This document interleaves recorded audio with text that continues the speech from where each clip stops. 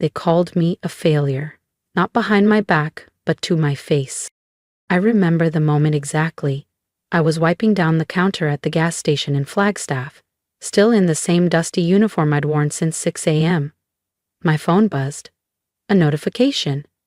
Ava Monroe just posted a new photo. I opened it. There she was, my younger sister, grinning, holding up keys with the caption, "Graduated in style, thanks Mom and Dad. Blessed, Range Rover Queen." The car sat gleaming outside a Scottsdale resort, surrounded by champagne and helium balloons. I hadn't been invited. I hadn't even known. I locked my phone and kept wiping the counter. But later, when I got home to my tiny studio apartment, I just sat on the edge of my bed and stared at the wall. I didn't cry. I'd stopped crying a long time ago. Ava was always the golden one. Beauty pageants, scholarships, followers. I was the dropout with grease under my fingernails and overdue bills. A week later, I saw them. My mom, Terry, looked straight at me. "You need to figure your life out, Dana. It's embarrassing to tell people you work at a gas station." My dad, Mark, just kept scrolling Zillow. Ava smiled at her screen and didn't say a word. That day, I made a decision not to explain myself, not to justify. I stopped trying to win a family that never chose me. I waited. And 2 years later, they arrived at a mansion. They thought it was a real estate tour, Ava's content stunt. But when they stepped out, I was already by the gate, keys in hand. "Welcome," I said.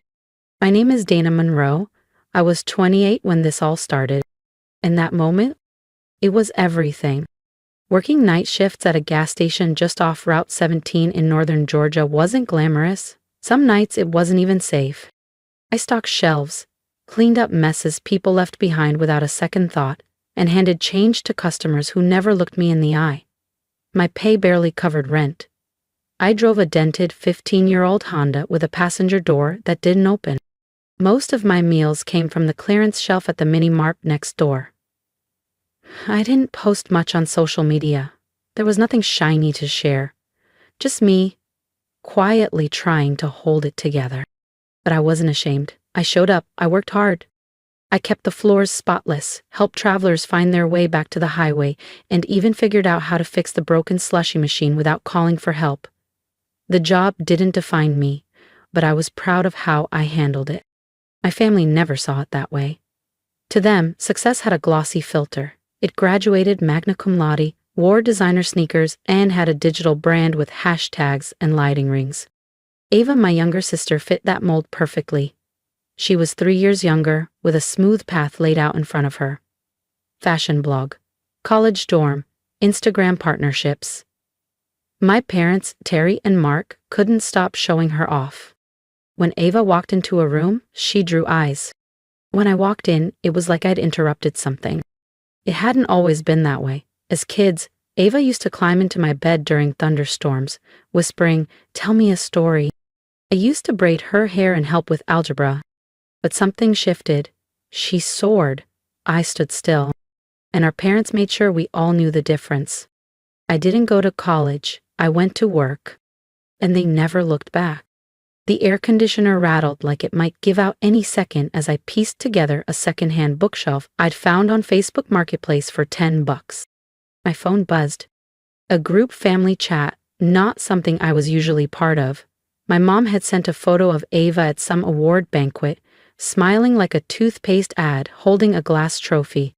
The caption read, "So proud of our girl. Beauty, brains, and boldness. That's what a Monroe looks like."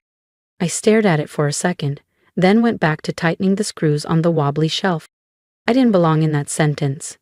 The only person who ever made me feel like I mattered was my grandfather, Pop Walter Monroe. He was always the quiet one at family gatherings, sitting near the back, sipping black coffee, eyes calm and knowing. He never asked for a resume or a list of accomplishments. He just saw me. One night after work, I stopped by his house to drop off a box of groceries.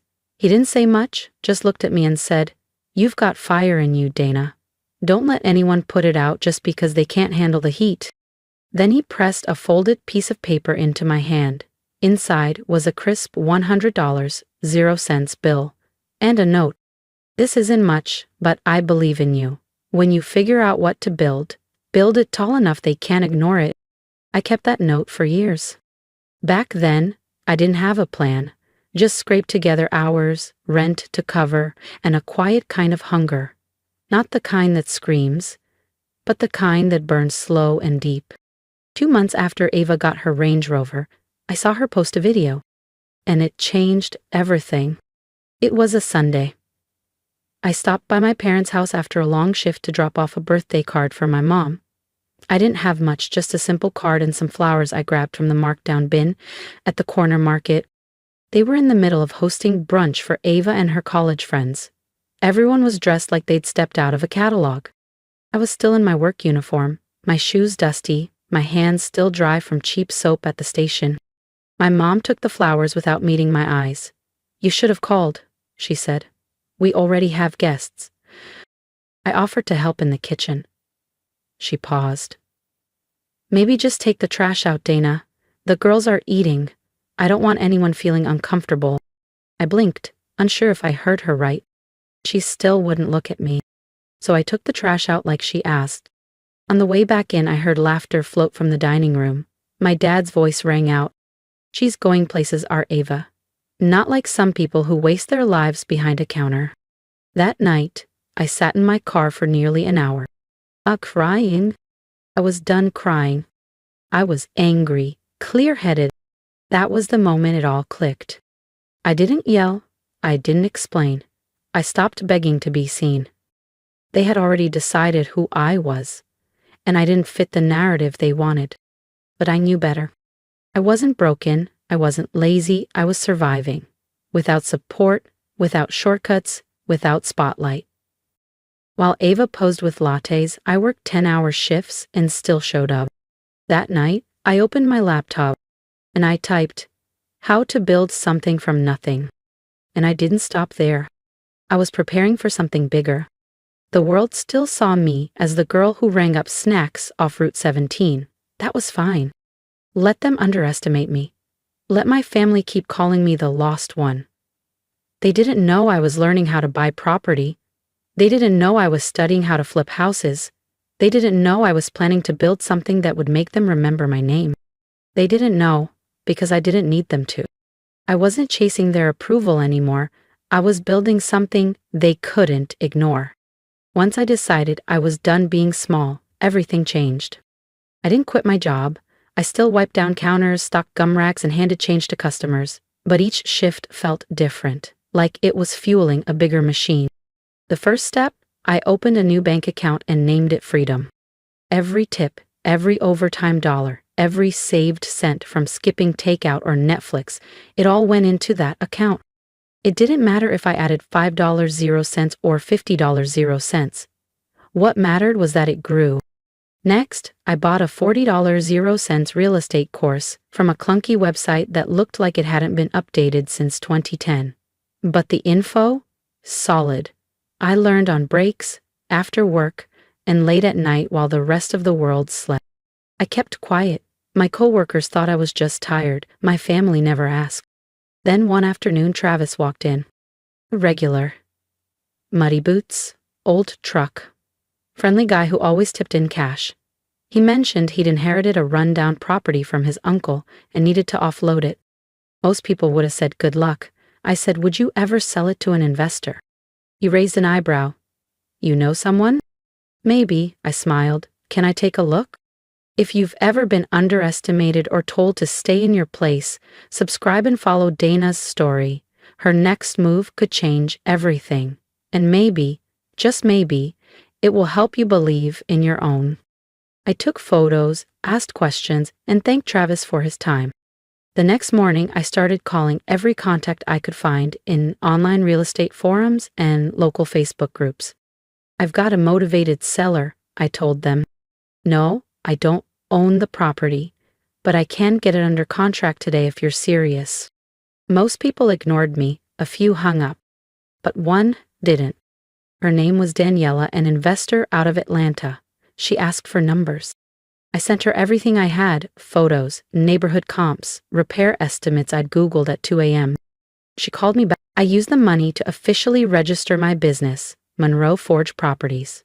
I printed business cards, launched a basic website, and funneled every dollar into more leads. Lunch breaks became cold call marathons. I bought property lists, mailed letters, and chased every maybe like it was gold. Within 6 months, I closed 2 more deals. Then one of my buyers asked to partner on a flip. I said yes. We bought a small ranch-style home together. I scrubbed walls, painted trim, staged rooms, and learned every step by doing. When we sold it, my profit was more than I'd earned in a year at the station. I didn't quit yet, I just kept building. Pop noticed first. He showed up while I was organizing tools in the garage of a house I'd just bought alone. He handed me an old keychain, worn, engraved, built, not bought. And just like that, I knew. They hadn't noticed yet, but they would. No loans. The silence that followed wasn't awkward. It was heavy. The kind that makes people silently rewrite everything they thought they knew about you. I turned and opened the front door. You're welcome to come in, if you'd like. No one moved. My mother's eyes traced the white columns, the manicured landscaping, the custom iron railing I'd picked out myself. She finally asked, "How long have you been doing this?" 2 years, I said, while I was still working at the gas station. I didn't say it to hurt her, I said it because it was true. Ava's friend whispered, "This place is insane." Ava stayed quiet. Then my mother stepped forward. Her voice, softer than I'd heard in years, said, "We didn't know." I nodded.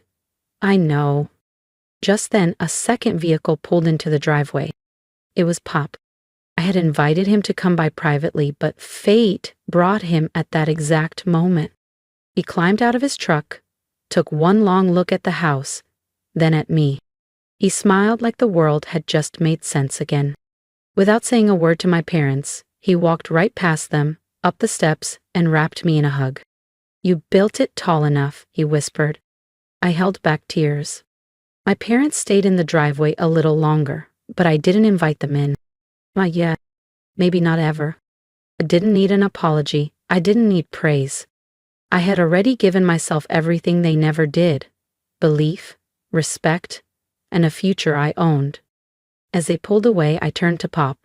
"Think they'll tell anyone?" I asked. He grinned. "Doesn't matter. You already did." The next morning, my phone buzzed. A message from my mother. "We're proud of you." Is that? No apology. No explanation. And honestly, that was enough. For me. The nights when you're exhausted, unsure, and alone, but still moving forward. The mornings when you rise before the sun, chasing your dream in fragments. During lunch breaks, on worn notebooks in quiet rooms. Without applause, without a clear finish line. People saw the house and said I was lucky. They didn't see the gas station floors I scrubbed. The offers that collapsed. The rejections that stung. The contracts that fell apart hours before closing. They didn't see me living on oatmeal 5 days a week, or taking the bus to meet sellers, because I couldn't risk my old Honda breaking down. But Pop did. He came by almost every week after I moved in. We'd sit on the back porch, coffee in hand, looking out over the pine trees. He brought photos of the house he built in the 60s, stories about leaky roofs and DIY plumbing with no training and even less money. "You're the first in this family to build something this big without anyone's help," he said one morning. "That's not just success, that's courage." The following year, I started mentoring. Maria and Dennis, 2 of my coworkers from the gas station, asked what I'd done. I didn't give them a speech. I gave them a shot. I showed them how to find leads, negotiate, handle rejection. A few months later, they closed their first deal. That moment meant more to me than any paycheck. As for Ava, she kept posting. Designer shoes, filtered resorts, a shot of my house with the caption, "Dream Home Vibes." No mention of me, just another backdrop. I saw it. I didn't say anything. Let her keep the illusion. I have the keys. Success isn't revenge. It's quiet, it's earned, and it speaks for itself. They ask questions now, and I answer with kindness, but I never shrink again. If you're watching this and you've ever been made to feel small, invisible, or like you missed the mark because your path looked different, hear me. You are not behind because you started slow. You are not broken because they didn't see you. Power doesn't always come with noise. Sometimes it's quiet. Sometimes it's you, alone, starting anyway. Start anyway. Because one day, you'll walk out of something you built with your own hands, hold the keys high, and realize no one can take it from you. Not because they finally saw you, but because you did. If this story spoke to you, like the video so it can reach someone else in the grind. Share it. Drop a comment. Tell me what you've built. I read every single one. And subscribe, because this isn't just my story. It's ours. You're not late. You're just beginning. Keep building. If you've made it this far, thank you. For listening, for seeing me, for letting this story live outside the quiet corners it was built in. I didn't share this to prove anything. I shared it because I know what it feels like to be overlooked. To be told you're too late, too plain, too small. If any part of my story reminded you of your own, drop a comment below. Tell me something you're building, or something you want to build. I promise, I'll read every single one. I don't need praise. But if this resonated with you, show some love. Like the video so it finds someone else who needs that reminder. Share it with a friend who's still grinding in silence. And if you believe in quiet power the way I do, hit subscribe. Because this isn't just my voice. It's the voice of everyone who ever had to clap for themselves. Here's what I've learned. Start with what you have, believe before anyone else does, and never mistake being overlooked for being unworthy. We don't need permission to rise. We just need to begin. And I hope today you do.